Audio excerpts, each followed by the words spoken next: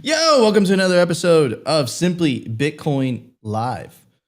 We will be your guide through the separation of money and state. We are here for the peaceful Bitcoin revolution. The code breaking news, culture, and manic warfare. We will be here. I already said that part. Anyways, I'm so hyped for today's show because I think something that we anticipated for quite a while is manifesting. It's coming into actuality, right? Which is, I think this was inevitable, right? And we will actually go through some documents that were released by the US Treasury, and they were released by the US Treasury because of this executive order that was released by the Biden administration. And we're going to get into it. And basically, it's inevitable that governments are going to go after stablecoins. Why? Because obviously they would want people using money that's in their system, of which they can control, they can censor. And stablecoins are inherently centralized, right? This is why we focus so much on Bitcoin. Bitcoin, because of its actual decentralization, unlike Ethereum, it's the only thing that could sufficiently and potentially resist the onslaught from the attempt of the state to try to co-opt it, right? To try to morph it into the existing exclusive financial system that we have today, the financial system where if you happen to be born in a certain country, you are not allowed to interact with the world economy, right? This exclusive system where Bitcoin is this inclusive system. We also have a very special guest from our friends over at the one and only Bitcoin Magazine. We have Chris Smith, and he's going to talk about the upcoming Bitcoin 2023 conference in Miami Beach, Florida. If you guys don't know, it is the largest Bitcoin conference in the world. It's always a party. It's a celebration. They had a volcano last year. They had an art gallery that had the riding the bull. You had Michael Saylor just like walking around the conference. Your chance to it's your chance and opportunity to interact potentially with some of these Bitcoin legends. So really, really looking forward to it. Also happens to be in my hometown, only 15 minutes away. So I like that. I don't have to travel. So really looking forward to that as well. And we're going to be bringing another member of Bitcoin Magazine in a week or so to talk about the conference as well. You guys should definitely try to make it. Get your tickets now. Anyways, Chris, thank you so much for joining us today. How you doing, bro? Yeah, doing well, Nico. Thanks for having me on. Great to be a part of the Simply Bitcoin family. Yeah, man, absolutely. And of course, my legendary co-host, always optimistic. Are you optimistic today, Opti? Are you nihilistic? I think no. I can never be nihilistic. Fields. That he's in the chat. Actually, he's got a new name, but I won't ruin it for you yet, Nico. We'll probably pull up score in the meme review score. Man, it's good. It's good to be here. You know, shouts out to everyone out there. And you know, let's just get into it, Nico. This is a good day. Let's just jump right in, bro. Hello, everyone. We're here. Hello, world. We're ripping the Band-Aid. We're going straight in. All right, everybody, let's get to numbers. Let's do this. The Bitcoin numbers. Brought to you by Nodl. At this point, you should be running your own Bitcoin node. If you don't use your own Bitcoin node, you're trusting someone else's. Run your own version of Bitcoin Core, the Lightning Network, Whirlpool, and Dojo, all from the comfort of your own home. And if you're a digital nomad, you have absolutely no excuse because now you can run a Nodl through a virtual private server. Visit nodl.eu today. Guys, like I already told you, you don't want to miss Bitcoin 2023. It's from May 18th through the 20th, 2023 in sunny Miami Beach, Florida. You can use the promo code SIMPLY to get a major discount on your tickets. Let's check out some of the speakers because it's going to be absolutely bonkers. We have Matt Odell, Lynn Alden, Stacey Herbert, Alex Gladstein, Jack Mahlers, the Chad, Michael Saylor, Corey Clipston, Arthur Hayes, and many, many more. You definitely don't want to miss this Bitcoin celebration. Anyways, at the time of recording, the Bitcoin price is 23,865. Sats per dollar is 4,190. Block height 777,988. Reachable Bitcoin nodes 15,546. Blocks to the halving 62,012. Having estimate April 22nd, 2024, total Lightning Network capacity 5,370 Bitcoin, capacity value 128 million US dollars, realized monetary inflation 1.76%, and the market capitalization of Bitcoin, $460 billion with a B. Anyways, what I wanted to talk about today, this is sometimes reality is kind of stranger than fiction. This is crazy. So this is Tom Emmer.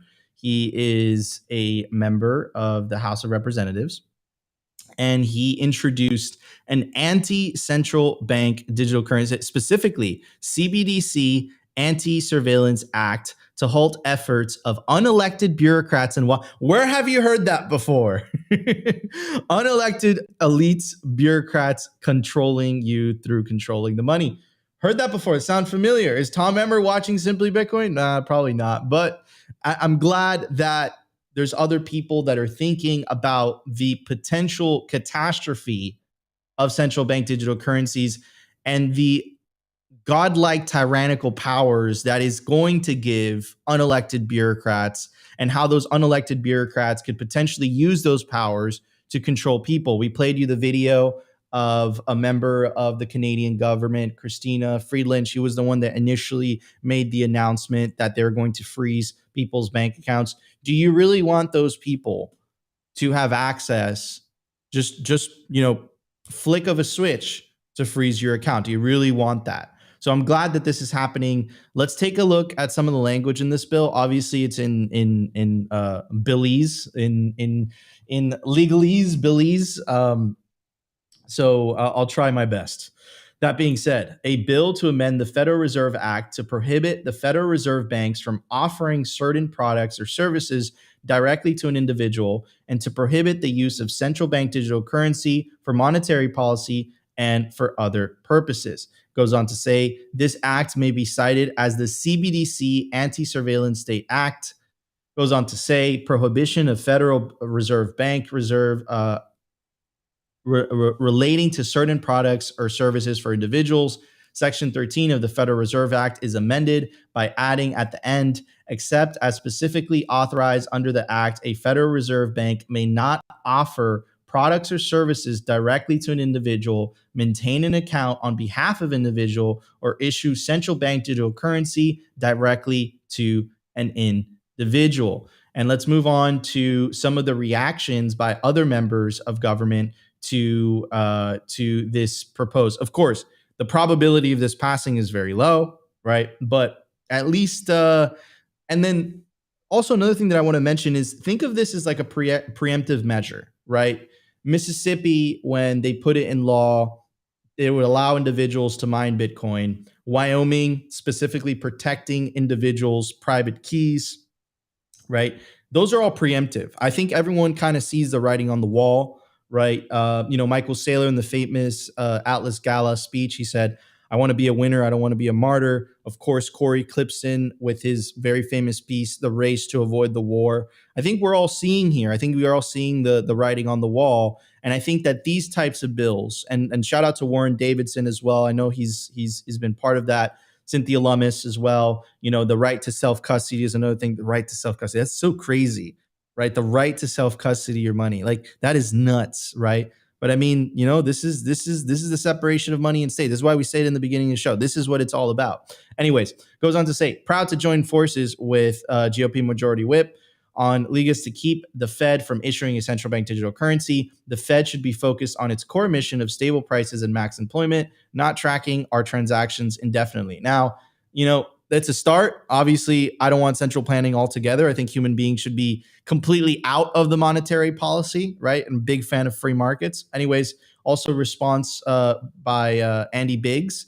He says, grateful to join this effort. These unelected bureaucrats are driving us to an authoritarian state that can happen. And I think central bank digital currencies are really, really the cherry on top. I think it is every tyrant's wet dream. And again, we are apolitical on this show. We don't lean left. We don't lean right. We lean Bitcoin. But one of the things that Mark Moss and Svetsky wrote in the book, The Uncommunist Manifesto, on Simply Bitcoin, we frame it individualist versus collectivist. In that, one of the tenets of a certain collectivist ideology was the necessity of a central bank, right? So, Not fan of central banks. I think Bitcoin's monetary policy is better. I think the fact that we know what the supply of Bitcoin will always be, we know what the issuance of Bitcoin is always going to be, is a better alternative to what they have to offer. And I think that central banking has had catastrophic results, specifically to the younger generations. Like if you're under the age of 35, you probably don't own anything, right? And that is the result of the Cantillon effect. That is a result of the wealth redistribution mechanism caused by fiat currencies. Every time they print money, it takes from the lower and middle classes that don't have the means to save in assets, and it redistributes it back to the government and back to the very, very wealthy that do have the means to save in assets. And that is why the rich get richer and the poor get poorer. It is literally because we have broken money. So this is a really, and I know I went on a little bit of a rant there, but this is a good step. I'm glad that this is being talked about in the halls of Congress. Let's see where this goes. More eyeballs to it. Remember, there's two opposing forces. We had the Elizabeth Warren bill as well. You have that side, and then you have the other side, man. Holy cow, is this going to be a battle? But we'll be here to cover it for you guys. And of course, our friends over at Bitcoin Magazine. Anyways, Chris, what are your thoughts on all of this, bro? What is going on in your eyes? I actually picked up this tweet from the Bitcoin Magazine Twitter timeline. Shout out to Nick, holding it down over there, the best in the business. So what are your thoughts on this, bro? Yeah, Tom, he's been doing great work in the light of Bitcoin in the last couple of years. And it's really good to see members of Congress, and not only him, but all the members of Congress that actually commented on his bill in support of his bill. And this is just a start, but also part of me thinks that, well, are we coping here, right? Are we trying to find a middle ground? Are we trying to say, okay, well, you can have your CBDC, but it can't do this or it can't do that? And ultimately, we as Bitcoiners, I believe that we should completely reject the CBDC.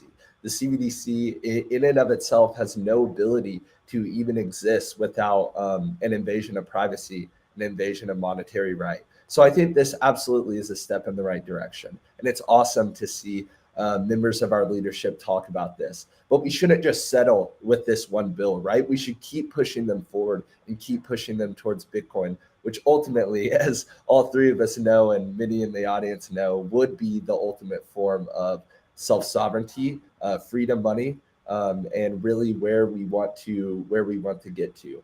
But all in all, I think it's great. This is great progress. And of course, anything that goes against what Nancy Pelosi has to say and Elizabeth Warren has to say, I'd be a fan of. Absolutely, man. The status, to put it nicely, they want to force you to use the money that steals from you. It's crazy, and we must keep hammering that point home. Anyways, Opti, what's your take on this? And then we'll get to the news. Yeah. Well, first off, love what Chris said. Couldn't agree more. But I think those tweets that you brought up, they're really eye-opening. Like, there's still some decent politicians out there, it seems. I know I take like a very negative perspective when it comes to politicians. I don't trust them at all. But I think, like Nico said, this is a good sign. And it kind of reminds me of what Pierre Rochard said on an IRL. And it's back to this idea that many politicians think just like us Bitcoiners, and they're seeing exactly what we're seeing. And I mean, they even use like the same meme that we talk about on this show all the time, unelected bureaucrats. Like, we say that like every single day, Nico. So like, I think it's important to remember that politicians are still human. At least I'm going to give them the benefit of the doubt that they're still human. And there is a loud, small minority that wants to take your freedom and is against Bitcoin. But a lot of people are seeing the writing on the wall and understand that, hey, is this the country that I want to live in, going straight, headfirst into some form of like dystopian authoritarian tyranny? Like, I think people with a brain still realize like this is not the future in the world that we want to live in for ourselves or our children. So I think there still is some good politicians out there that want to do good, that understand that they do work for the population and the people, and they have taken that oath and actually believe in that oath, versus people that are, incentivized to lie, steal, and cheat like a lot of other ones. But anyways, to wrap this up, I think and I might have confirmation bias here, but it's starting to feel like the political tide around Bitcoin is turning. Again, it's back to this idea that, like, I know there's a loud, vocal minority against Bitcoin, but I don't know. Again, maybe I'm just seeing too much into this, but it does seem like we are starting to get some not only political favor, but like mainstream cultural favor. Like, people are starting to wake up and being a little more open to Bitcoin. So, hey, I think all the stuff we've seen last week in regards to the different states pushing bills to make sure that, you know, taking Bitcoin into self-custody isn't illegal and running a node is something that you're, you know, quote unquote allowed to do.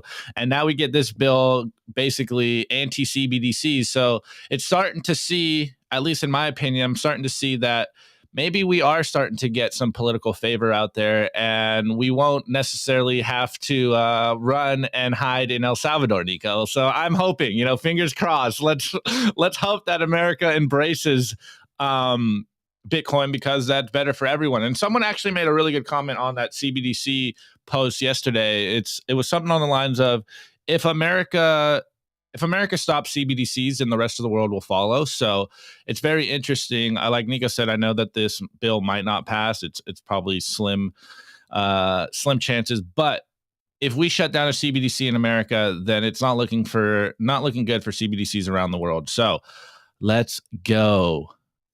Let's go. All right, man. Well, let's get to the news, guys. We have a lot to talk about. Let's check it out. The Daily News. Brought to you by Blockstream Jade, built by Bitcoiners for Bitcoiners. It's an open source hardware wallet for the cold storage of Bitcoin. Blockstream Jade houses a full color camera, allowing for fully air-gapped Bitcoin transactions. Scan and display QR codes directly on the device to sign transactions and verify addresses with ease. Use your Blockstream Jade with your favorite wallet software, such as the Blockstream Green, Blue Wallet, Electrum, and Sparrow. Get yourself a Blockstream Jade today and take self-custody of your Bitcoin.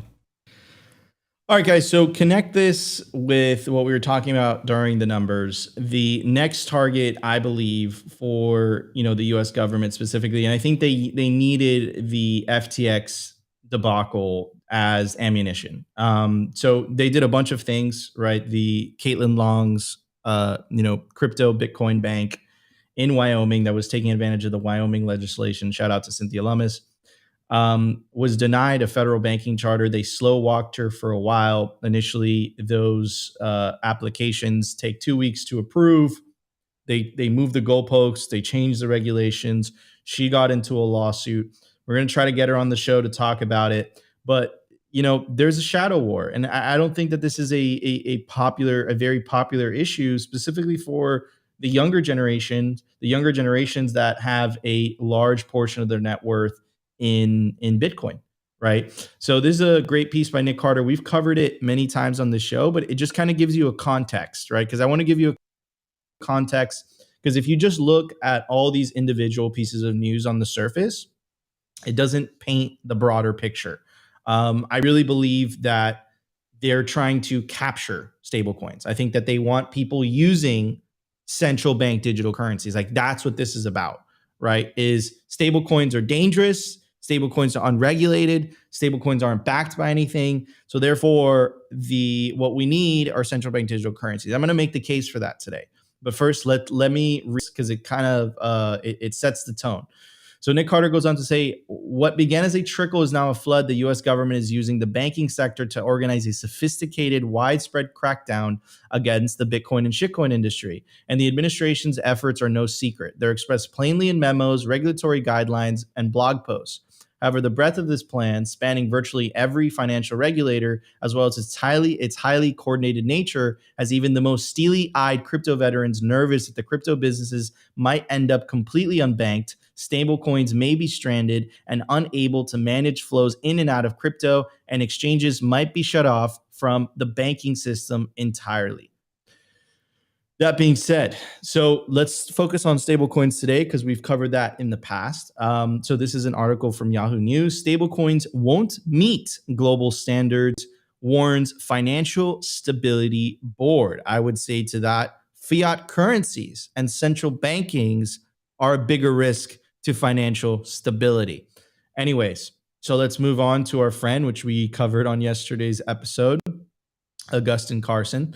Bank of International Settlements general manager casts doubt on stablecoins, claiming tokens do not benefit from regulations or central planning. Have no shame, right? Central planning for the win. Central planning is the way to go, even though history has shown the opposite.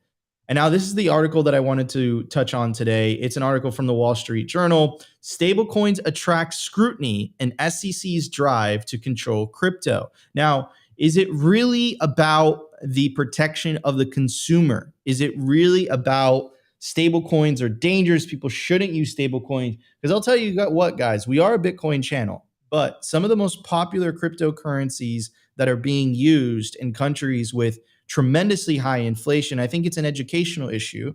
I think stablecoins provide a false sense of financial sovereignty, but people are still using that in countries like Argentina, countries like Venezuela, and they're using that as an alternative to their local currencies, right? But it doesn't matter. I think this is about really controlling the money, right? And I think that stablecoins present an obstacle for governments to do just that, right? They don't want that to happen. They want to control it. And then, of course, there's Bitcoin. But I think this goes to show, I think this is a great example of the importance of a decentralized cryptocurrency, Bitcoin being the only one, because if it's not decentralized, it will inevitably be co-opted. And I think stablecoins are next. Ethereum has already been done so. The vast majority of Ethereum validators are already actively censoring for the Office of Foreign Asset Control, which is a part of the US Treasury. Anyways, the article goes on to say, Washington's battle to rein in crypto has a new front, stablecoins. The SEC is investigating whether stablecoin cryptocurrencies that maintain a price of $1 are among the products that were issued in violation of investor protection laws. SEC enforcement lawyers have told Paxos Trust Co. that regulators plan to take enforcement action over its stablecoin. An SEC lawsuit over BUSD, the third largest stablecoin by market value, would be a significant jolt to an industry that has suffered a series of shocks in recent weeks. After the failure of crypto exchange FTX, the SEC has already cut off the ability of some crypto middlemen to offer lending services that give crypto investors a way to earn interest by lending out their tokens.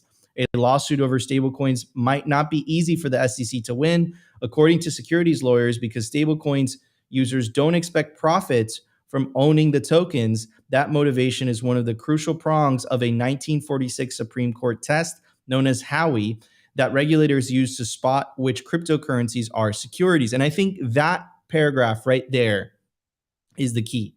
That paragraph right there, right? So if they're not considered securities, why are they still going after them? Well, we'll get to that in a second. Anyways, goes on to say, in a classic stablecoin, the profit is kept by the house. Regulators are well within their jurisdiction to look under the hood, right? Again, kind of very similar to what was happening with Caitlin Long and Custodia Bank, moving the goalpost. Anyways, goes on to say, another possible complication for any SEC cases, the Commodities Future Trading Commission and the New York State Department of Financial Services have labeled Tether and BUSD as virtual currencies. That doesn't mean the SEC can't allege they are securities, according to lawyers, but it muddles the waters and shows the difficulty of deciding which laws apply. Coinbase Global Inc. has disclosed the SEC also investigating its stablecoin product. Coinbase maintains a partnership on the operation of USDC, the second largest stablecoin, with Circle Internet Financial LTD. Circle has disclosed it faces an SEC investigation. A Circle spokesman declined to comment on the probe's focus or status. So keep in mind of Tom Emmer's or Andy Biggs' language here, unelected bureaucrats, right? Is this Congress doing this? No, it's a government agency, right? Very, very, very, very slippery slope we're heading, but I'm trying to paint a picture and it just becomes more and more obvious. Now, I think here is really the smoking gun. This was a paper called The Future of Money and Payments, and it was a paper released by the US Treasury. We've covered it many times on this show. In this paper, they talk about central bank digital currencies, payment platforms, and stablecoins. In a paper called The Future of Money and Payments, they don't mention Bitcoin. And why don't they mention Bitcoin? The reason they don't mention Bitcoin is in their definition, money has to have inflation. They cannot admit to money not having inflation, because if they admit to that, they can't deficit spend. The US government spends, the last time I checked, it was more than $1 trillion than they collect in tax revenue every single year. And the way that they're able to do that is by having a money printer. So that's why they can't justify the existence or even acknowledge potentially Bitcoin being money, because it kind of reveals the scheme, the scam. Anyways, so let's get through some of this. This is a policy considerations. The section reviews policy considerations related to the introduction of CBDCs. And it goes on, building the future of money and payments. The future system of money and payments should be efficient, supporting U.S. global financial leadership, advancing financial inclusion and equity. Well, guess what, guys? Bitcoin is a lot more inclusive and a lot more equitable than a system that doesn't allow you to use it based on where you happen to be born in, or what the color of your skin is, or whether you happen to live in a country that has a certain religion. That is their system. So this is BS. They're using framing, they're using language that I disagree with. Bitcoin is the most inclusive, equitable money the world has ever seen. Doesn't care where you are from, doesn't care where you're born in. You have the ability to not own Bitcoin, but you also have the ability to create more Bitcoin yourself if you're willing to spend the electricity to mine it. You can't create dollars, go to jail. Anyways, so just leaving that question for you guys. Now, let's talk about how they bash stablecoins, and they mention that central bank digital currencies are the solution. So in this paragraph, it says the speed and efficiency of stablecoins relative to CBDCs will depend largely on the stablecoin system for transferring ownership. As discussed in Section 2, stablecoins rely on a variety of different intermediaries and ledger systems. Certain features may make stablecoins prone to congestion and high and unpredictable transaction fees. Further, if not subject to appropriate regulation and oversight, stablecoins present other risks, including the risks of runs. So you get where I'm going with this, right? In their own memos, exactly what Nick Carter was mentioning here, right? He was mentioning, to quote him, he says, "We begin as a trickle is now a flood. The U.S. government is using the banking sector to organize a sophisticated, widespread crackdown against the crypto industry, and the administrative's efforts are no secret. They're expressed plainly in memos." There you go. Stable coins, they're not stable. They prevent risks. There's no oversight. There's no regulation. But we have a solution. A central bank digital currency would provide a foundation for further innovations in payments by providing a safe asset from a trusted source that can be used reliably in digital contexts. All that being said, now does it make sense why the SEC is doing these types of moves? Anyways, all you have to do is you look under the hood. The answers are all there. They're not playing fair. And they're using the guise of the climate. They're using the guise of equity and inclusion. And they're using the guise of, you need the regulators to help us. Well, guess what, guys? No banker went to jail for 2008. The rich got richer and the poor got poorer. What about that? Why didn't you guys do that? How about all the warnings about FTX? Why didn't you guys step in sooner? Huh? You guys didn't say anything about that. You guys are more interested in protecting your own moats than you are interested in protecting the American people. And that's what it's about. And you know what? Bitcoin exposes all incentives, and this is no different. Anyways, Opti, what are your thoughts, bro? Give Nico some horns for that one. I mean, I'm going to take a little different angle. Obviously, stablecoins are wrecked. And as a Bitcoin show, as a Bitcoiner, this is just like more proof. And how much more proof do you need that you should only be holding Bitcoin? As Nico laid it out, like it's very obvious what is going on once you're paying attention. But, I'm a Bitcoiner. Like, Sats are my stable coin. And I'm going to double down on what you said. Stable coins give people a false sense of safety. Like they're only stable till they're not. Like I kind of agree with that little point that they're saying there, you know, but I think it's hilarious that of course they angle this as CBDCs are the answer to all of this, when it's just like just the amazing amount of double speak coming out from the US government, politicians and bankers and stuff about Bitcoin. And like Nico said in the past, man, every time they omit Bitcoin from their research papers, like that's pure signal. They can't talk about Bitcoin because Bitcoin blows everything out of the water. So, as a Bitcoiner, unaffected, Bitcoiners stay winning. Our incentives are still pure. Just take your Bitcoin into self-custody, and all of this is just us watching the popcorn. But man, I would not want to be holding shit coins nor stable coins at this point in time, because it seems like we're going to see a lot more fireworks in that arena coming up in this year, 2023. So, hey man, hold Bitcoin and take it into self-custody, and you can avoid all this. Absolutely. Chris, what's your take on this, bro? Yeah, there's a lot to unpack for sure. One thing that I find very interesting is just the idea of the post-Keynesian economist. And when you really dive deep into who these people are, they're not very, I guess, discreet about saying that they're Keynesian economists. If you actually look at their Wikipedias or even sometimes their Twitter bios, it's one of the first things you read. My name is Jay Powell, and I'm a Keynesian economist. My name is Christine Lagarde, and I identify with the camp of Keynesian economists. And this is very important to note because of what Keynesian economists actually study and the difference between the Keynesian camp and the Austrian camp. And when you look at Bitcoin and the hard money supply and the set supply and the actual proof of work function, there's a big difference in that it does not identify with the ways and the teaching of Keynesian economists. It actually is the complete opposite. And this ultimately promotes financial freedom. And that is not something that these people who are producing these papers and these research bundles actually want for the world. Because if that were to be implemented, if that were to be accepted by society, then ultimately they would be the ones that would fall at the forefront. And they would be the ones that ultimately receive the most pain from that. So it does not surprise me at all that they never mention Bitcoin. Why would they? But it's not our job to convince Jay Powell or any of the Keynesian economists to become Austrian economists or to start accepting Bitcoin. It's our job to reject them entirely.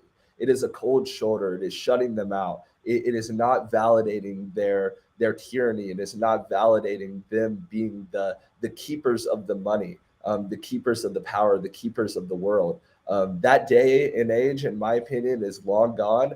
And the Bitcoiners are soon realizing that. Many have realized that, and I believe that many will soon to realize that. Up and to the right, as I say, it's going to be a long journey to actually get there, and we've only gotten started. But yeah, papers like this, like Opti said, they make me bullish. They produce real signal because there's many hardworking grassroots people that are realizing the truth and realizing that this system is rigged. It's absolutely rigged to the core front, to the bones, that what it is built off an idea that is destined to fail time and time again. So yeah, those are my thoughts. Would love to unpack it even more. Absolutely. All right, everybody, let's get to the culture. I can't wait to talk about the Bitcoin conference. Let's do it. The Daily Culture. Brought to you by SwanBitcoin.com. Swan is the best way to build your Bitcoin stack with automated Bitcoin savings plans and instant purchases, serving clients of any size from $10 to $10 million. We love Swan because they incentivize self-custody and dollar cost averaging. What are you waiting for? Visit SwanBitcoin.com today. All right, everybody. Yes, this is a Bitcoin conference. I'm not even kidding.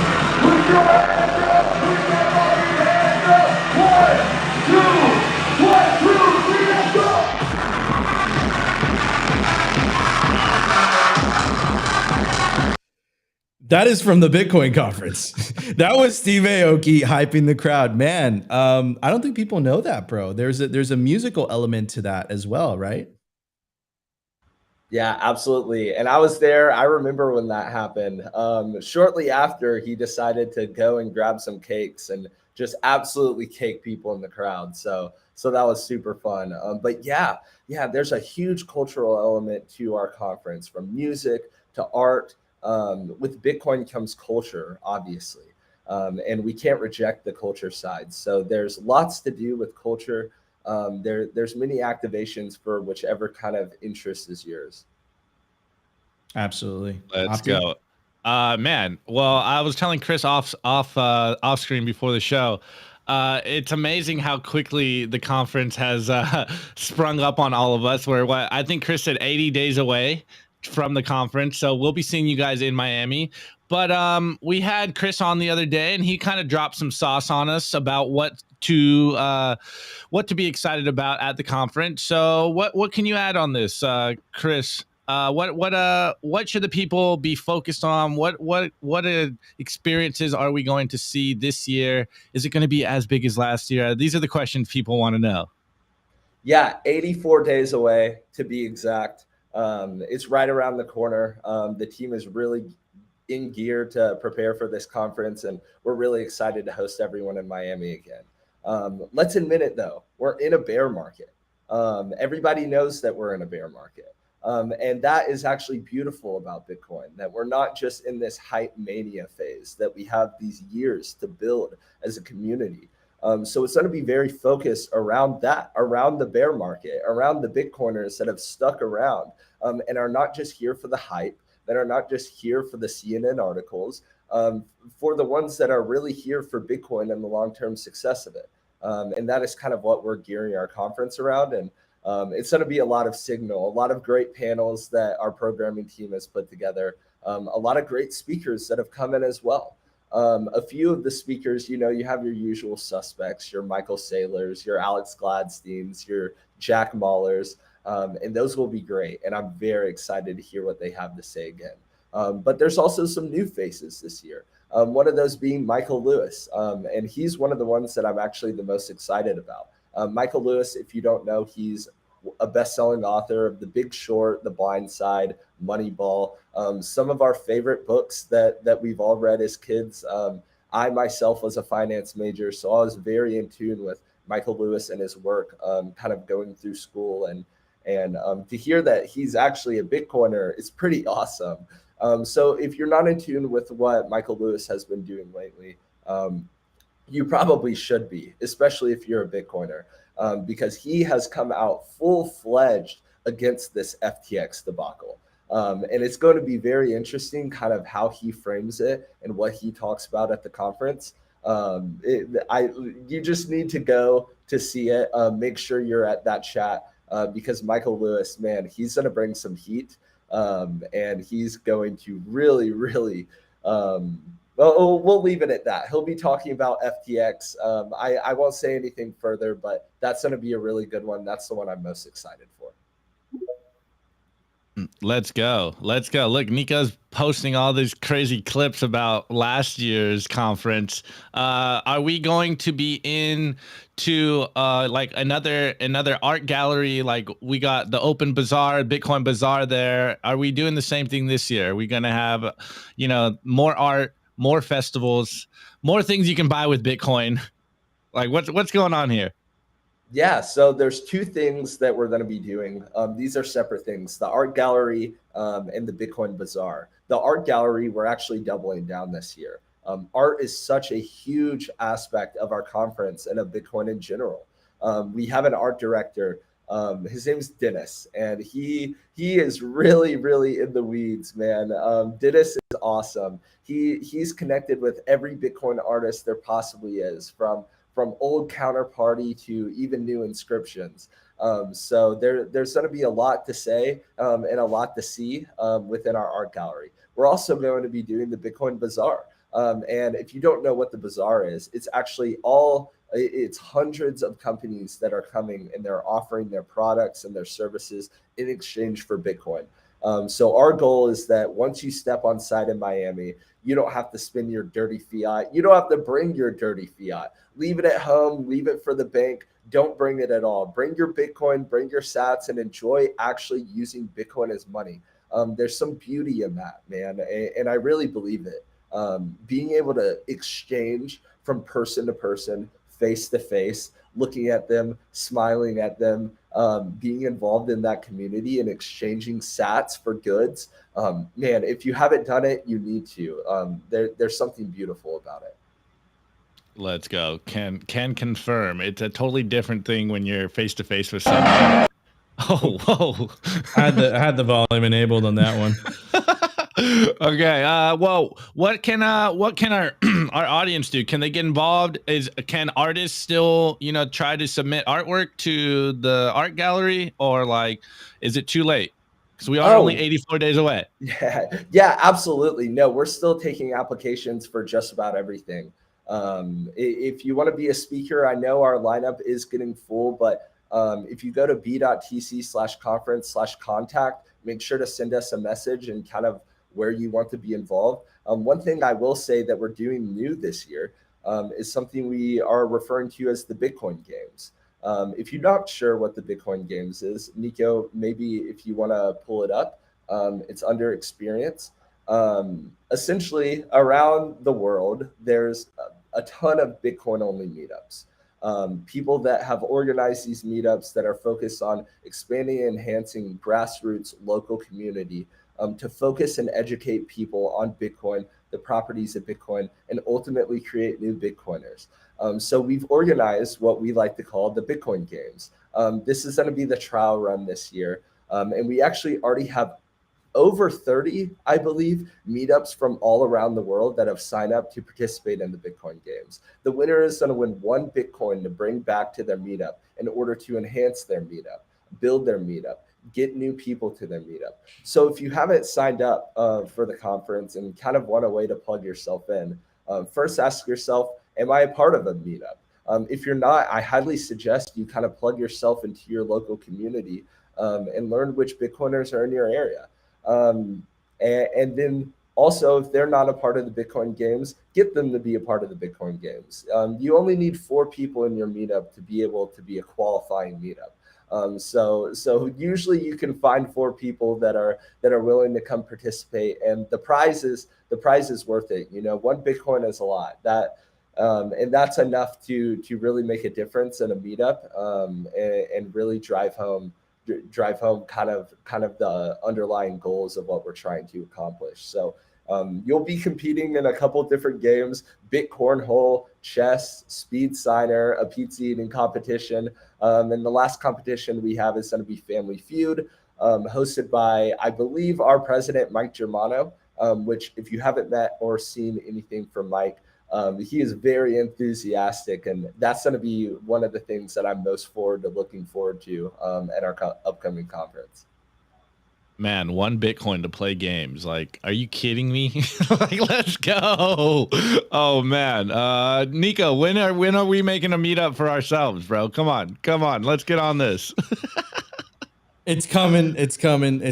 We're gonna do, probably, a couple days before the Bitcoin conference. We'll do the first simply Bitcoin meetup. I've been thinking about some ideas. Nothing's set in stone yet, but we'll have something. Wow, breaking news. All right, Chris. Well, is there anything else that we missed in regards to the conference that you want to touch on? Yeah, just high level, we'd love to have you. One thing that I do want to make known, at Chris Smith BTC on Twitter, price is not a barrier of entry for us. So if you're looking at our conference and you're looking at the tickets and you say, man, I'm not sure if I can afford this year, shoot me a DM, contact us on our contact form. Ultimately, we want to spread hyper Bitcoinization to the world. That's our goal. That's our mission. And if there's a barrier of entry of any kind, let us know, and we're going to do our best to accommodate you. So all of us, join us in Miami. We'd love to have you. Thanks. Awesome, Let's man. go. Good stuff. Opti, should we do the memes? I think it's time for the memes, Nico. Is it meme time? All right, it's meme time. The Daily Meme Review. Brought to you by Kaboomracks. I get this question all the time. Nico, where should I buy Bitcoin miners? The answer is Kaboomracks. It's the best place to buy Bitcoin miners. That's where you're going to find the best deals and the best prices. Start your mining utopia today. To check out their racks, you got to go to t.me/Kaboomracks. Join their Telegram group and start your mining journey today. Kaboomracks. Kaboom racks. All right, guys, you already know this is the meme review. This is your favorite portion of the show. You literally sit through Nico's meme or news just to get to the memes. But hey, It's true. It's true. As we say every single day, tweet to the bullets, memes are the artillery. You guys are in an information war, so continue to make the memes, continue to spread the signal, put truth in art, do what you have to do to get that Bitcoin signal out there. So first and foremost, all right, this one's like a double whammy meme. So shouts out to Alan B. Watts.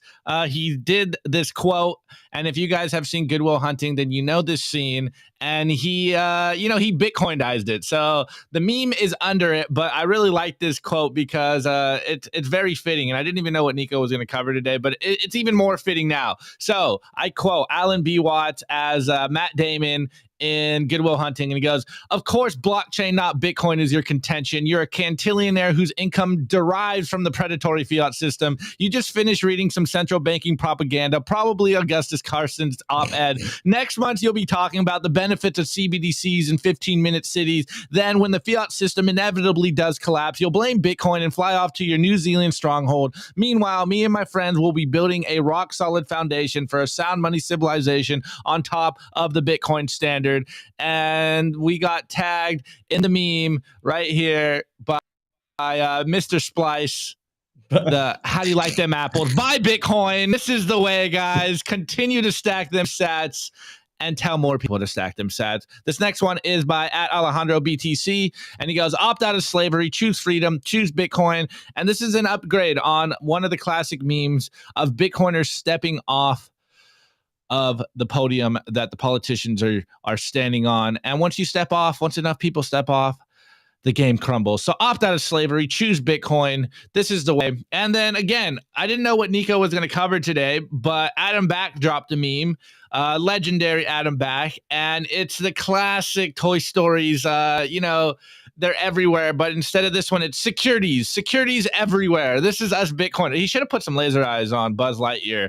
And here's, Woody as the shitcoiner, not realizing that there is Bitcoin and then there's a bunch of securities. Okay, this next one, shouts out to RDBTC, and he goes, "Easy peasy, hashtag Bitcoin, hashtag hodl." And he goes, "Step 1, buy Bitcoin. Step 2, hodl." And it's, I forget what this cartoon is, but the boy is sitting here. How to stop being a fiat slave. It's easy. Just buy Bitcoin and hodl. Opt out of the madness. And this next one, shouts out to my boy Rope. We got, I don't know what this clip is from. I don't know what movie it is, and Rope's going to make fun of me because I don't know popular culture. But we got a guy here with laser eyes, and he goes, "The more you take away from us, the less we have to lose." This is where we're at, guys. They want to make sure that you own nothing and be happy. So what are we going to do? We're going to own as much Bitcoin as possible and be happy. This next one is by Cypher Hoodlum, and it's a quote at top. It goes, "Nobody likes working with you." And it's me. Heard about Bitcoin. And we have, I forget what this guy, Woody Harrelson. We have Woody Harrelson with a lollipop just smiling. This is what you guys all are out there to your coworkers. Oh man, I'm sure we are just a bunch of annoying Bitcoiners. Hey, have you heard about Bitcoin today? Hey, have you heard about Bitcoin? Hey, have you heard about Bitcoin? Hey, have you heard about Bitcoin? Oh man. Okay. So drop your meme review score in the chat, and we will cover it live. Let me see what I got over here. How about let's give them these sunglasses? Okay. I'm gonna give it a cloud filter. Oh, if you know, you know. If you know, you know. Chris, what would you give those memes? Yep, I'm gonna give it a little workout tool. Hand workout. Yeah. Hand workout. Very nice. That's a good score. Phenomenal score. All right, everybody, before we start reading the live chat scores, I pulled up the wrong one. Guys, check out representltd.com. They make some of the best merch and Bitcoin merch, I might add. Opti, model for us, please, my friend. Opti's wearing the Simply Bitcoin merch. I'm wearing, you guys, that I like the camo. Check out representltd.com. They have a bunch of other cool stuff, Simply Bitcoin merch as well. And you could use the promo code. Look, there's a Simply Bitcoin hat. You can use the promo code simply-bitcoin, get yourself a major discount. Anything on the representltd.com store. Anyways, Opti, let's pull some of, but first, we have to put the dramatic music while we read the scores. Here we go. The P-Man Band. I give the memes. Augustin and Chrissy. X. CBDC. Yeah, I didn't even read it. I didn't even read that one. Yeah, I give those memes barbecue ribs. I'm hungry. It was an X tape. It's an X tape. It's just an X, like with an X. What are you talking about? Elaine, I give the memes the new name for California after or a portion of it secedes from the Union. Bitcoinia USA. Okay. The TCB coin, I give the memes Bank of International Chief Augustin Carson losing the battle against Jesus. Oh man. Yo. Mr. Robot, rate the memes Opti's cup of sober coffee after a BK margaritas fountain. What did you do last night, Opti? I didn't do anything. What did you do? A Bitcoin Becca, I give the memes a classic Laser Leota gif. Very nice. All right, we got time for two more. Igor, I give the memes an orange pill eating competition. And Opti, one last meme score. I give the memes a Simply Bitcoin meme review score and the buzzer. All right, guys. Also, check out the written version of this show. Check out Simply Bitcoin Unfiltered. You got to go to www.simplybitcoin.news. Shout out to our awesome team of writers. There's way too many of you guys now to name. And of course, check out Simply Bitcoin's Telegram group. Go to www.t.me/simplybitcointv. And also the audio version of this show. You can find us on Anchor, Spotify, Apple, Fountain. We're a big fan of the value for value economy. Opti reads the Fountain sat things, messages that you guys send us every Friday. We love you all. We really appreciate it. Also want to give another very, very, very, very, very special shout out to Chris Smith with our friends over at Bitcoin Magazine. Thank you guys for all that you do.